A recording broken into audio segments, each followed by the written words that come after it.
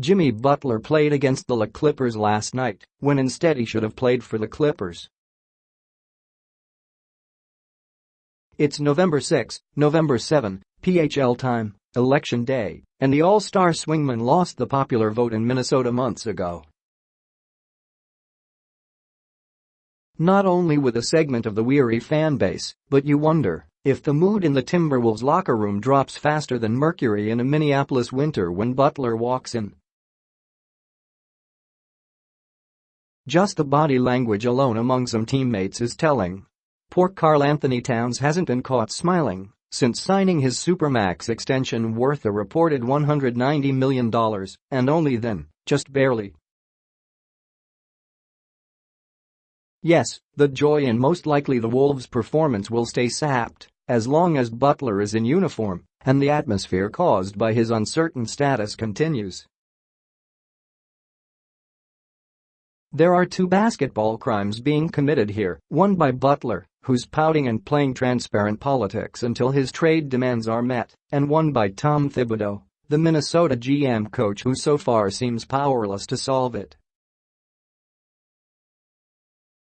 Which means, of course, the joke once again is on a franchise that until lately tried to convince skeptical folks that decades of flogging itself were over. The Wolves' image has been overtaken by a singular and embarrassing episode.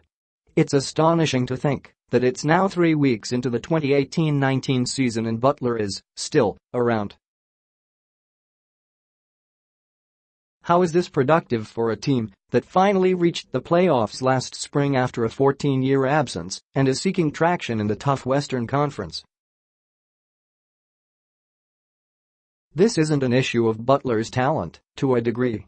Butler is a scrappy, self-made impact player who impressively rose from obscurity in high school to grind his way into the league.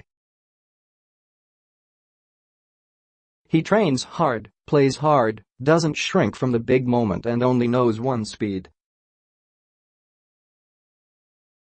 If he had a consistent three-pointer, he's a career 34% three-point shooter, he'd be top shelf. Surrounded by players who lack his composure and drive, Butler brings a necessary grit. Even now, when he plays, he's usually fire. His averages are 22 points, 5 rebounds and he leads the league in steals.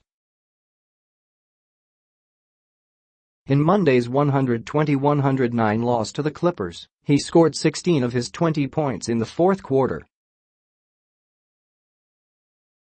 And as he reportedly said in practice last month, when he returned from his awkward and self-imposed training camp exile, "You can't win without me." But they can't win with him either, not while they're caught in this fog, where nobody's quite sure where Butler's head, heart and allegiances lie on any given night. It's not a good look, not the right culture, not an environment to build any sort of momentum for the club. He has missed 3 of the Wolves' first 11 games, 2 for rest, and may not play Wednesday, Thursday, PHL time, against the Los Angeles Lakers. Citing his past injury history, Butler isn't big on playing both games of back-to-backs, even this early in the season, because of general soreness from missing camp. And he's made it clear that he and not the Wolves will decide when he plays. Of course, Butler was in the lineup against the Clippers. He has a home-in-law, and the Clippers are reportedly on his trade wish list. He sat the previous game in Portland, and the Wolves lost by 30. He sat against the Utah Jazz at home, and the Wolves needed a 50-point performance by Derrick Rose to barely win. Rose is a battered former Kia MVP trying to breathe life into whatever time he has left in the NBA. Butler made All-NBA the last 2 seasons. He was All-NBA third team in 2017-18 and just turned 29. He's in position to make reasonably large money, yet is trying to force the Wolves' hand a year before hitting free agency, a disturbing trend in the NBA now. It's hard to imagine the Wolves giving Butler max money after investing in Towns and Andrew Wiggins, who represent the team's future. Besides, this isn't the way for Butler to go about getting a rich extension from the Wolves.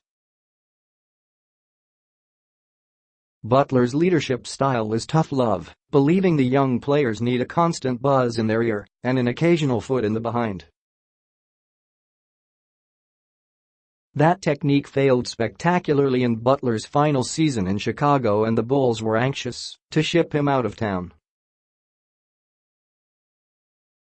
Thibodeau, a tough guy himself, felt Butler needed to rub off on Towns and especially Wiggins, who doesn't exactly breathe fire. But is this a repeat of Chicago after Butler, in the offseason, openly questioned the commitment of Wiggins and Towns?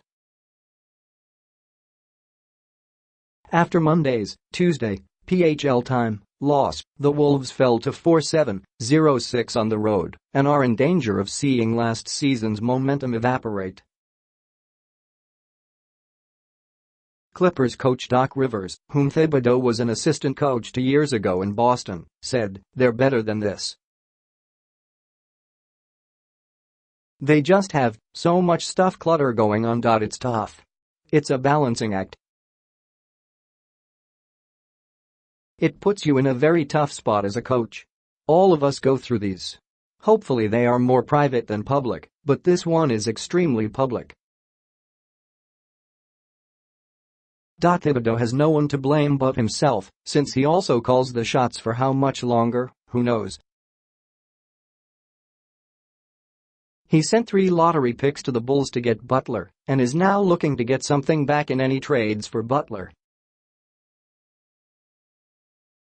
However, Minnesota isn't operating with a leverage advantage, given Butler's contract situation and unpredictability.